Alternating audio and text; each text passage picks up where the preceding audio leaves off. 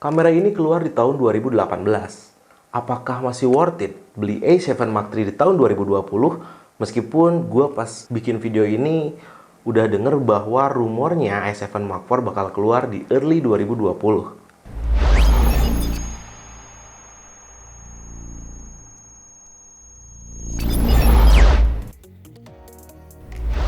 Welcome to the channel that might become your favorite channel. Kenalin gue Germit Andriansah, dan channel ini akan mengulas tentang produksi video, teknologi, dan bermacam hal lainnya yang ingin memberikan informasi dan juga edukasi untuk siapapun kalian.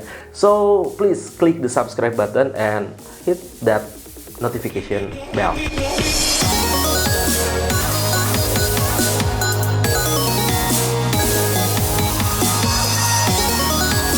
Sebetulnya gue udah unboxing kamera ini. By the way, ini A7 Mark II ya. Ini A7 Mark II karena A7 Mark III-nya gue pakai di sini biar bisa record 4K. Gue beli kamera ini melalui Tokopedia dan store-nya namanya K51 Store. Itu recommended banget karena apa ya? Sellernya tuh recommended banget. Dia dapat diajak sharing dulu sebelum beli, terus chatnya juga dibales, terus juga pengemasannya rapi, bagus, dan juga aman. Garansi resmi Sony Indonesia, dan pastinya pas saya terima paketnya itu masih segel. Kalau kita lihat dari boxnya memang biasa aja, tapi yang bikin greget itu dalamnya ini. Nah, biasa ya. Kalau kita lihat di atasnya, ini kita punya kartu garansinya. Terus juga ada manual book,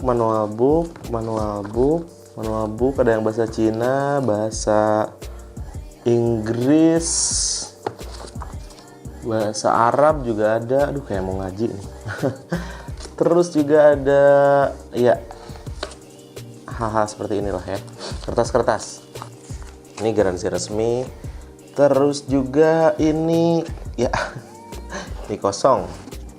Terus kalau kita buka lagi, dalamnya ada strap, terus ada apa nih? Di sini juga oke. Ada dongle charger ya. Terus juga ada baterai. Terus ada kabel USB. Terus juga ada kabel power lagi, terus ada kabel power biasa. Oke, terus ini dia kameranya. Ini dia kameranya.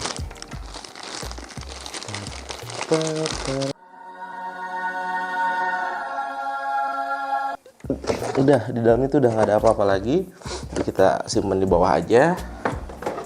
Jadi kita kalau pas beli Sony A7 Mark III itu kita dapat kameranya, kabel-kabelnya, kabel power, baterainya, dongle charger, ada ini. Kita simpan dulu biar rapi. Terus ada buku manual booknya. Ya.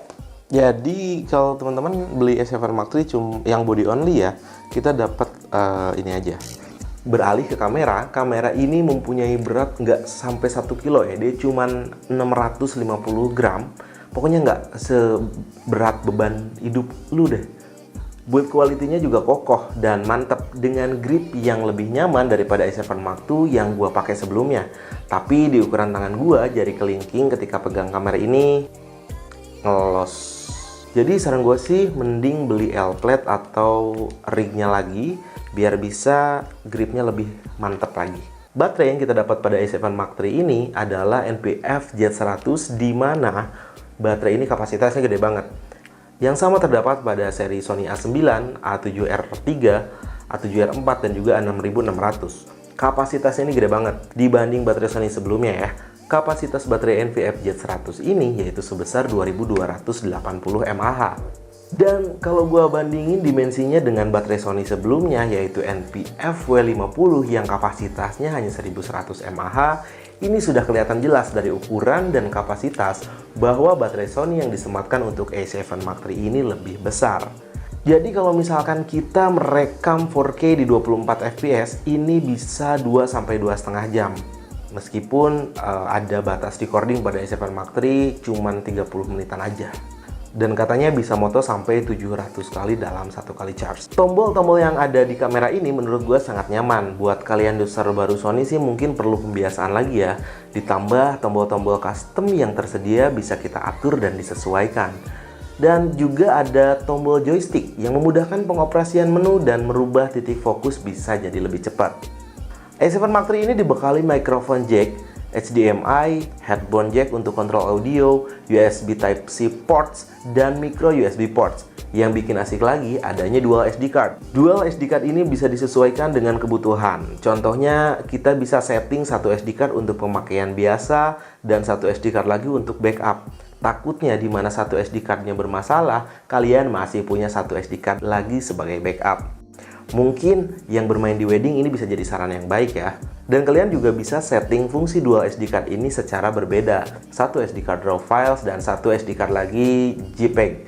Atau menyimpan foto dan video file secara terpisah. Itu tergantung dan terserah kalian kebutuhannya seperti apa. Kualitas pada layar A7 Mark III menurut gua udah sangat bagus loh. Dia nggak ngedim kayak kamera Sony pendahulunya. Bahkan kalian juga bisa atur brightness untuk mengkontrol gambar ketika kamera ada di bawah sinar matahari yang terang banget. Meskipun artikulasi pada layar di kamera ini belum bisa flip ke depan seperti A6600, A6400. Tapi menurut gue sih ini bukan masalah ya buat gue. Karena layarnya bisa tilting seperti yang kalian lihat, memudahkan untuk high angle shot atau low angle shot. Dengan 0,5 inch ukuran viewfinder di kamera ini yang mengcover 100% apa yang kita shot udah sangat bekerja dengan baik. Fitur autofocus pada A7 Mark III ini bekerja dengan sangat baik loh. Dengan firmware terbarunya, face detection autofocus sistemnya mungkin bisa dikatakan the best autofocus dibandingkan dengan kamera merek lain di kelasnya. Layar touchscreen yang kita dapetin juga bisa membantu autofocus dengan cara disentuh di bagian objek yang akan difokuskan. Meskipun touchscreen pada kamera ini tidak berfungsi untuk mengatur menu dan lainnya ya, hanya bekerja untuk autofocus saja. Dalam pengaturan autofokusnya terdapat 3 pengaturan yang kita bisa sesuaikan, yaitu fast, normal, dan juga slow. Selanjutnya, face detection autofocus untuk kebutuhan video sangat-sangat membantu ketika kita menaruh kamera di atas gimbal atau stabilizer. Meskipun menggunakan fokus kontrol pada gimbal akan sangat ribet sih kalau misalkan kita pakai lensa Sony yang sistem fokusnya by wire. Percaya deh. Katanya ada eye autofocus. Mana eye autofocus yang terdapat pada mode continuous dengan cara menekan tombol eye autofocus? Tracking eye autofocusnya juga bisa membuat kita nggak akan pernah lost fokus dari objek. Dan ini sangat memudahkan untuk menangkap gambar objek manusia dan juga hewan peliharaan. Jadi kalau misalkan kita pengen moto kadal, cicak, nyamuk, bisa. Sayangnya tidak seperti A6600 yang sudah menyematkan eye autofocusnya di mode video. Eye autofocus pada A7 Mark III ini hanya bekerja untuk mode foto aja. Tapi face detection autofocus di mode video udah cukup buat gua. Dengan sensor full frame 24,2 megapikselnya, Sony A7 Mark III menurut gua udah menghasilkan gambar yang cukup ajib di kelasnya. Mau untuk kalian yang profesional fotografer atau cuma hobi, A7 Mark III ini layak dipertimbangkan loh. Bisa 10 fps di mode burst. Cepet banget kan? Ditambah banyaknya fitur yang ada di Sony A7 Mark III seperti 5-axis stabilization atau IBIS in-body image stabilization yang membantu pengambilan gambar pada shutter rendah ketika handheld. Dan masih banyak fitur-fitur lain yang bisa membantu kalian dalam pengambilan gambar. Kualitas video pada A7 Mark III ini masih 8 bit 420. Dimana sih gue ngarepinnya udah 10 bit 422 kayak GH5 gitu yang harganya jauh di bawah A7 Mark III. Tapi gue punya alasan kenapa harus tetap milih A7 Mark III. Bor, ini tuh full frame dan kecepatan autofokusnya luar biasa daripada kamera-kamera yang lain. Dan ini yang gue butuhin. Dan udah pasti videographer, fotografer wedding ataupun lainnya yang membutuhkan autofokusnya cepat karena nggak mau ketinggalan momen pastinya. Kamera ini udah bisa rekam 4K di 30 fps. Sebenarnya 4K yang di oversampled dari 6K loh.